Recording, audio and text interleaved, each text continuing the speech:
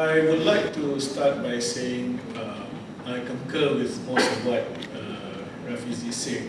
That has got nothing to do with Ismati in his last intervention. I just want to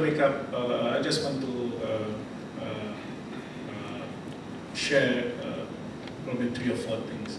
One, and because this has been mentioned by Meredith in the book, I think the country needs some kind of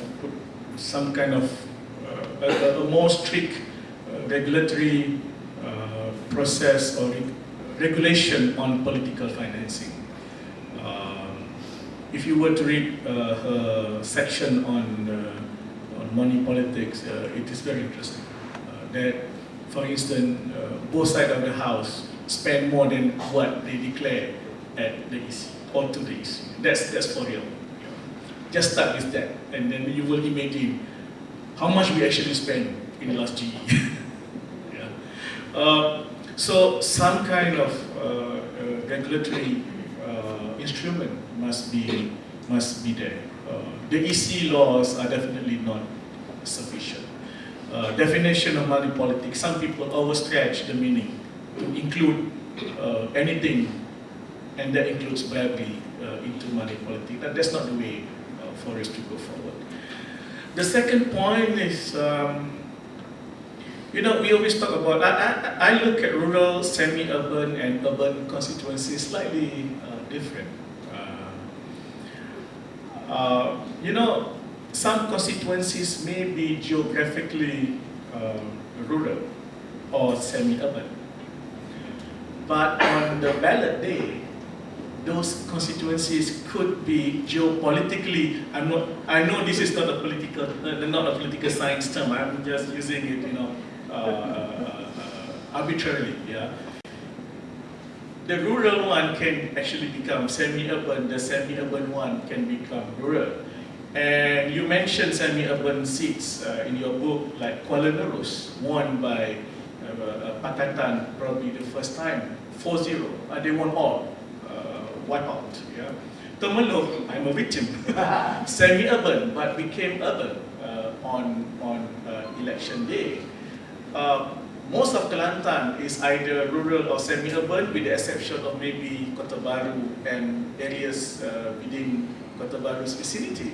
But on election day, on ballot day, they either become semi-urban or they become urban. You know why? Because people staying in the urban area comes back and vote.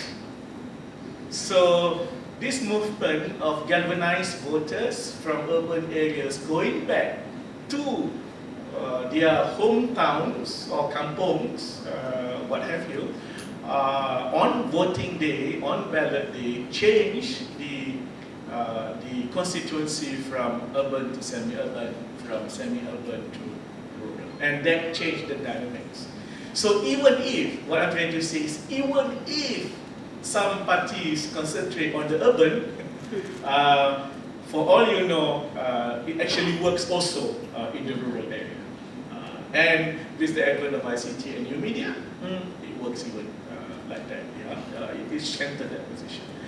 The third point is about the middle ground and the NGOs and the NGOs and the Hishams and whatnot. I think it is very important because one of the momentum that we must seize coming out of the GE13 is the fact that there is this third voice becoming very clear.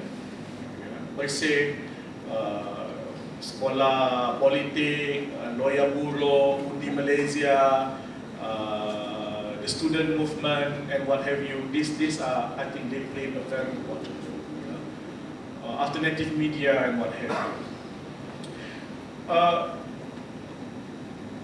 They can, in many ways, actually influence political parties from both sides of the divide, because they are the 30% as of now, and they are growing. I'm using the UMC number, they are like 30%, the middle ground, whatever. And both sides needs to win their support.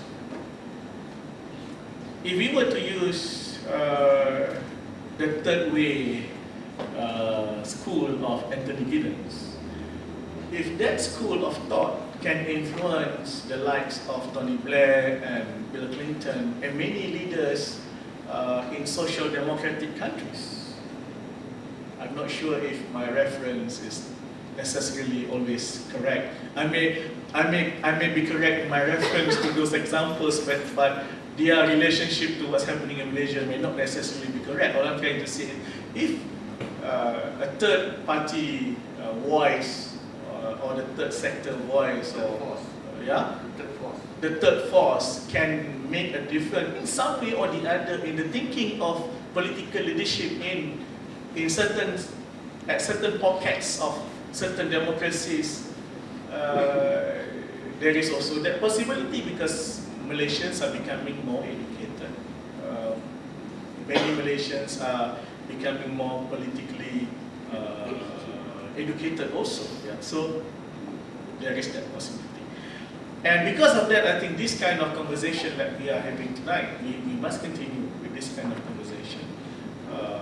But of course, I think Malaysians have crossed the line when there was a time when people were scared, people are afraid to speak up. I think we have crossed that line. That's why I keep on, I want to end by saying, I know my friend, I'm a little amazed that he's a little gloomy. I Kala pun not that gloomy. Just joking. But I understand his concerns, and I share most of it. I think the way forward, among others, is simply to continue with the momentum that we are already having coming out of GE13. We must seize this moment to continue with more and greater democratization. Thank you.